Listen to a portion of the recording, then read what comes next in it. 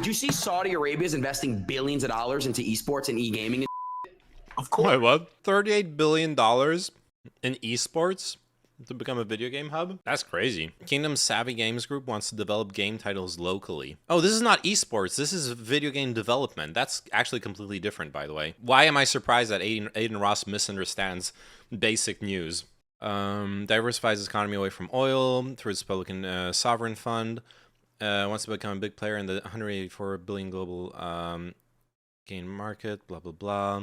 After focusing initially on the esports industry, which has been struggling, yeah, that's the horrible economic decision. I generally don't think anyone's really made money in esports as a business. Esports only serves as marketing for the video game developers. It's worth it. You run like a couple tournaments a year. You allow there to be a bit of an ecosystem. You allow the like professional players to thrive and to make a living off of playing your game. And that gives people something to aspire to. That gives people something to watch, to be interested in. That pushes the game forward. It makes a lot of sense for video game developers to fund esports.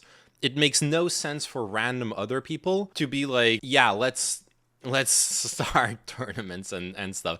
And some of them do work out, right? I think there are some like private orgs that actually have that actually do manage to pull it off, but it's a rough industry from what I've read. I guess he just saw the title in some random newspaper.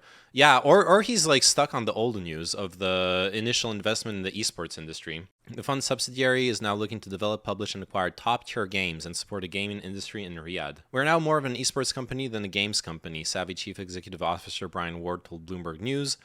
What we're doing this year is focusing more on game publishing and development.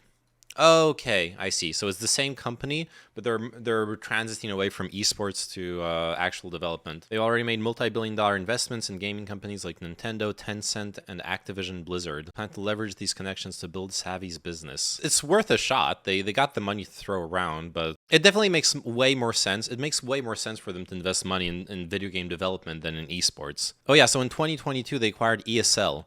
Oh, damn. And they merged it with Faceit.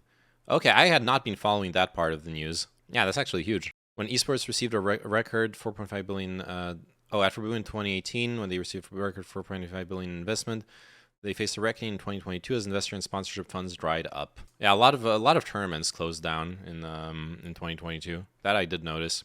Engagement in esports is still off the hook. It's fantastic. It's just that the monetization doesn't match the engagement. Yeah, true. He compares his ambitions to the marketing push that led F1 to become mainstream. Oh God, I know so many people who really enjoy watching cars like run around in circles.